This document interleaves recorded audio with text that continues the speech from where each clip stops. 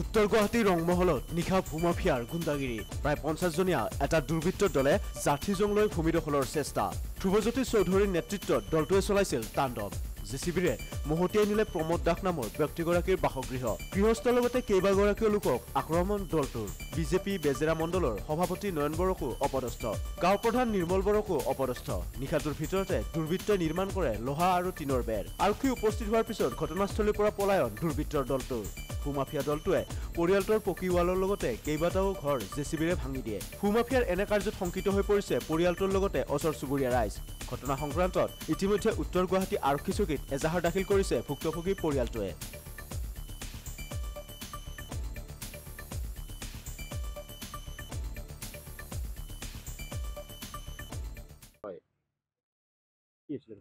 মানে যোৱা ৰাতি 14 তাৰিখ আছিলে ৰাতি আমি শুইছোঁ তেতিয়া খোৱাৰ পিছত ৰাতি 12টামান বজাত আমাৰ ঘৰত কুকুৰকেইটাই বহুত ভুকিছে তাৰপিছত বহুত কিবা শব্দ শুনিছোঁ জেচিবিৰ কিবা ভাঙি থকাৰ দৰে এইফালে ওলাই আহি আমি চাওঁ যে ইয়াতে মানে আমাৰ ঘৰৰ কেম্পাছৰ ভিতৰত এইফালে জেচিবি সোমাই আহিছে আৰু কমেও 20-25জনমান মানুহ সোমাই আহিছে সোমাই আহি হুলস্থুল কৰিছে হাতত চবৰে জাঠিজোং লাঠি লৈ আছে পিছত গম পালোঁ যে 20-25জন নহয় 10-15খনমান গাড়ী লৈ আহিছে 70জনমান লৈ আহিছে জেচিবি সোমাই আহিছে আহি আমাৰ গোহালি ঘৰ বা এনেকৈ আৰু দুটামান অস্থায়ী ঘৰ ভাঙিছে ৱালখন ভাঙি সোমাই আহিছে অস্থায়ী ঘৰখিনি ভাঙিছে ভাঙি মাটি দখল কৰিব লৈ আহিছিলে বেলেগ কথা এনেই আমাৰ এইখিনি মাটি দুঘৰ মানুহৰ পৰা কিনা গৈছিলে আমাৰ এঘৰ নেইবাৰ তেওঁলোকৰ পৰা 2 কঠা কিনা গৈছিলে আৰু 3 কঠা 7.5 লাখ মাটি কিনা গৈছে আমাৰ নেইবাৰ ঘৰৰ বড়োতাকৰ ঘৰৰ পৰা কি নাম তেওঁলোকৰ যিটো বড়োতাকৰ ল'ৰা যিজনৰ পৰা আমি 3 কঠা 7.5 লাখ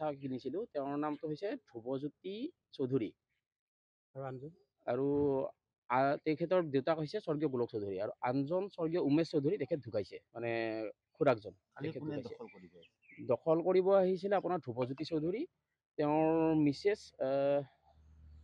নামটো আৰু ল'ৰা 70জনমান চৰৰ মিয়া আহিছিলে মতা মানুহ আহিছে মাইকী মানুহ আহিছে তেওঁলোকৰ হাতত মানে আপোনাৰ দাও আছে ৰড আছে বা এনেকুৱা লাঠি চাঠি লৈ আহিছে লৈ আহি তেওঁলোকে মানে আমাক আক্ৰমণ কৰিছে মোৰ বড়োদাৰ ল'ৰা এজন আহিছিলে তেওঁ গলত টিপা মাৰি ধৰিছে মোকো এইবিলাকত ঘূৰি আহিছে মোৰ লগতো মাৰপিট কৰিছে পিছত মানে যাব সময়ত যেতিয়া গণ্ডগোলটো হয় তাৰপিছত আমাৰ নেইবাৰেই হয় বেজেৰা মণ্ডলৰ সভাপতি বিজেপিৰ নয়ন বৰা তেখেত আহিছিলে তেখেতকো মাৰিব খেদি গৈছিলে তাৰপিছত আমাৰ গাঁওবুঢ়া আহিলে নিৰ্মল বৰা তেখেত আহিলে আৰু গাঁৱৰ বাকী মানুহ আহিল আমি 100ত ডায়েল কৰিলোঁ তাৰপিছত চাংচাৰী থানাত ফোন কৰিলোঁ গৌৰীপুৰ আউটপোষ্টত ফোন কৰিলোঁ পুলিচ আহিল তাৰপিছতহে তেওঁলোক আহিছে আমি প্ৰায় 70জনীয়া দল হ'ব 10-15খনমান গাড়ী লৈ আহিছে চৰৰ অচিনাক্ত লোক হয় চৰৰ মিয়া লিডিং লৈছিলে ধ্ৰুৱজ্যোতি বৰা আৰু তেওঁৰ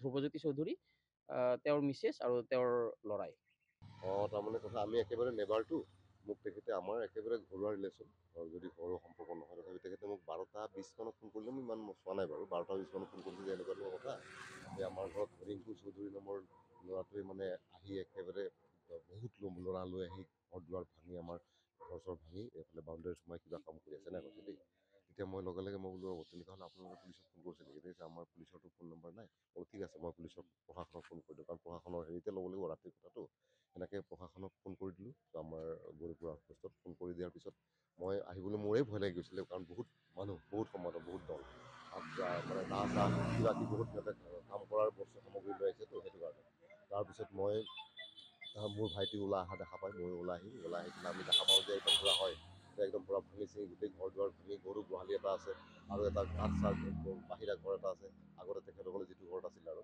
সেই ঘৰটো ভাঙি চিঙি একদম কমপ্লিট কৰি তেওঁলোকে একেবাৰে জেচিবিৰে কাম কৰি আছে মই তেতিয়া আমি আৰু আমাৰ ভাইটি মই আৰু ওচৰৰে ল'ৰা দুটা মানে একেবাৰে পূৰা তেওঁক মাতি আনিলোঁ মই বোলো এইবিলাক ভুল কাম কৰিছে আপুনি কিয় ভুল কৰিছে ইমান ৰাতিখন এনেকৈ আহি পেলাই এইবিলাক ঘৰত ডকাইতৰ দৰে ডকাইতি কৰিবলৈ আহিছে এনেকুৱা ধৰণৰ কৰি অকণমান তৰ্জগৰ কৰি দিয়াৰ পিছত তেওঁলোকক টানি ধৰি উলিয়াই আহিলোঁ জেচিবিখনো উলিয়াই আনি দিয়াৰ পিছত জেচিবিখন সিহঁতক পলুৱাই পঠালে তাৰপিছতো প্ৰশাসন আহি পালে প্ৰশাসন আহি পোৱাৰ পিছত তেওঁলোকক এৰেষ্ট কৰিব বিচৰা গ'ল তেওঁ মানুহজন পিছত পলাই দিলে এইখিনি মই গাঁও প্ৰধান হয় আমাৰ গাঁওখনৰ ৰংমহল গাঁও এইখিনিয়ে কথা আৰু থুলমূল ৰাতি ঠিক 12টামান বজাত আমি শুই আছিলোঁ খুব আৱাজ হৈছে জেচিপিৰ আৱাজ জেচিপিয়ে ৱাল ভাঙিছে তাৰপিছত প্ৰায় 7-8খনমান গাড়ী কিজানি ট্ৰাকো আছে, এইবিলাক টিঙৰ হেৰি দেখিছে আপোনালোকে, এইবিলাক ভৰাই ভৰাই লৈ আহিছে।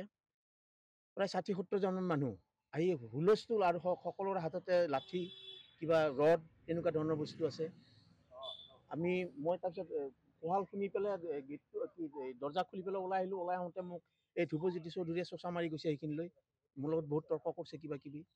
কিহৰ কাৰণে এতিয়া সংঘাতটো? সংঘাতটো আচলতে আছিল এই মাটিখিনি তাৰমানে তেওঁলোকৰ দুটা পৰিয়ালৰ। মই মাটিখিনি কিনিছিলোঁ 99 চনতে, আৰু এজনৰ কিনিছিলোঁ 2005 চনত।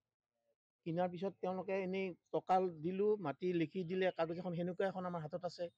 তাৰপিছত আমি ৰেজিষ্টাৰ কৰিবলৈ, কিবা কৰিবলৈ আমি বাৰে বাৰে তেওঁলোকক লগ ধৰোঁ, তেওঁলোকে কোনোদিন লগ নধৰে, পলাই ফুৰে।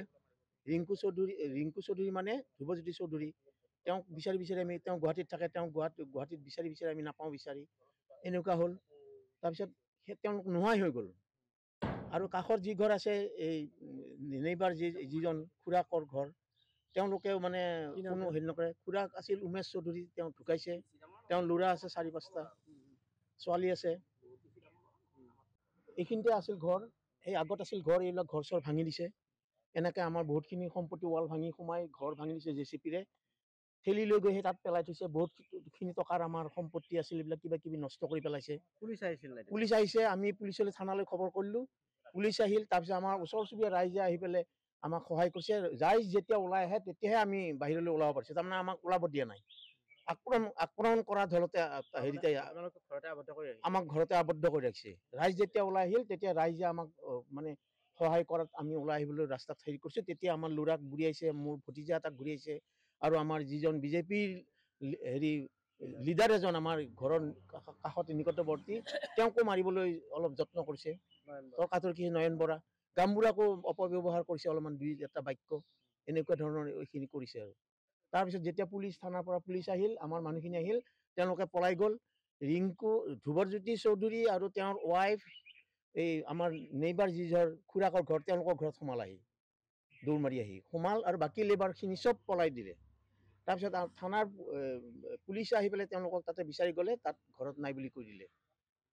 গতিকে পলাই যোৱা বুলিয়ে ক'লে, পলাই গৈছে, ঘৰত আছে সেইটো পুলিচে জানিব। আমি তেতিয়া লগে লগে এখন 1000 দি পঠাইছোঁ, আৰু এতিয়া আমি আকৌ যাবলৈ সাজু হৈ আছোঁ। যাম আকৌ তেওঁলোকক লগ ধৰি। উত্তৰ গুৱাহাটীৰ প্ৰতিবেদক সংবাদ লহৰ।